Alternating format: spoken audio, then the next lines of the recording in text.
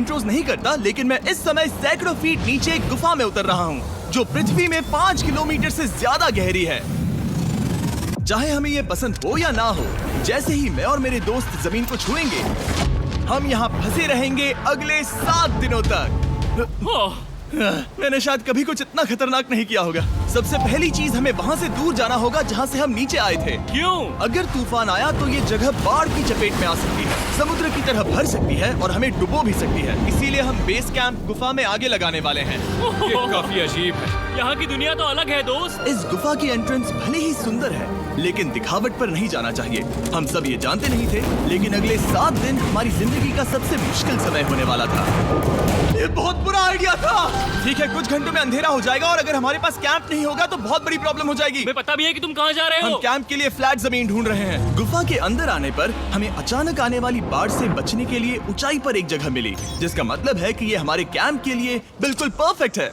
Perfect गलत शब्द होगा। मैं इसे ठीक जगह कहूँ। कैंप के लिए अच्छा है। हमने पहले दिन का बाकी समय अपनी सप्लाईज को जुटाने में लगा दिया। इनमें हर बैग का वजन 36 किलो है। और जैसा कि आप फुटेज में देख सकते हैं, हमने लगभग 4 घंटे बिताए। इसे पार करना बहुत मुश्किल है। हम ये सब हमारे बेस कैंप तक ले जा रहे हैं। ठीक है, हमने यहाँ कुछ लाइटें जला रखी हैं। हमारे सप्लाईज फाइनली हमारे बेस कैंप तक आ गए। और अगर तुम कैमरा उधर घुमाओगे तो आपको दिखेगा वहाँ कितना अंधेरा है। इसमें पूरा दिन लग गया और इसीलिए हमने कैंपिंग के लिए कम से कम तैयारी की है। हमने कुछ रस्सियां लटकाने के लिए होल्स किए। इन्हें पकड़ो, खुद को ऊपर खींचो।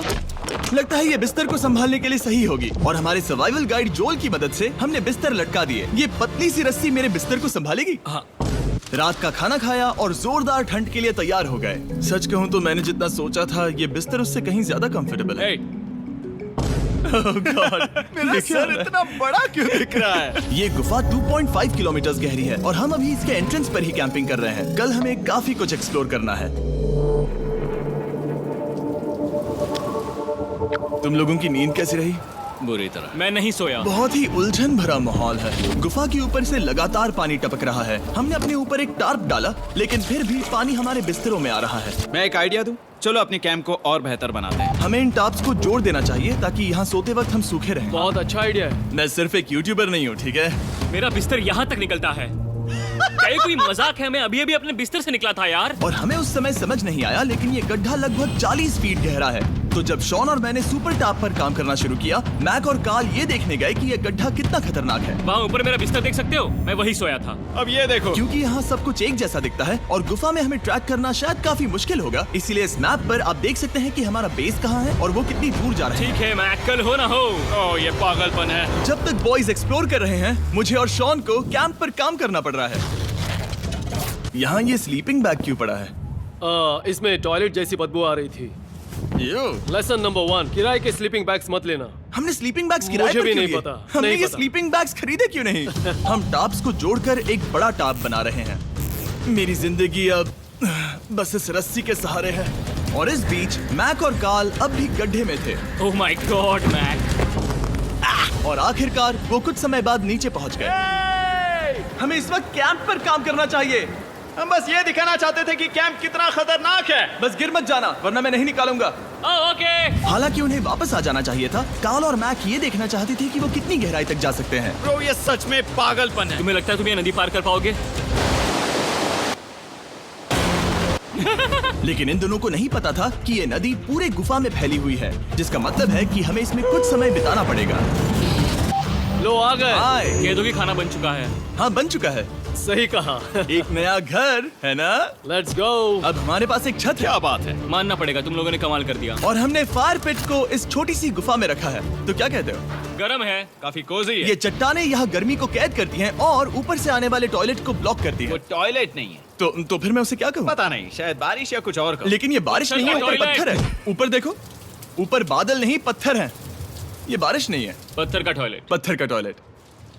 पत्थर का टॉयलेट। देखा, मैंने कहा था ना। और एक सूखी रात की नींद के बाद हमने जोल, हमारे सर्वाइवल एक्सपर्ट को मदद के लिए बुलाया ताकि हम गुफा के अंत तक पहुंच सके। केव, केव, केव, केव, केव, केव।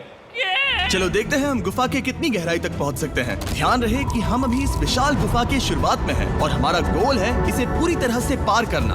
ऑफ कोर्स, बिना अपनी जान गंवाए। ओह माय गॉश, ये तो बहुत गहरा है। तुमने अब तक कुछ नहीं देखा।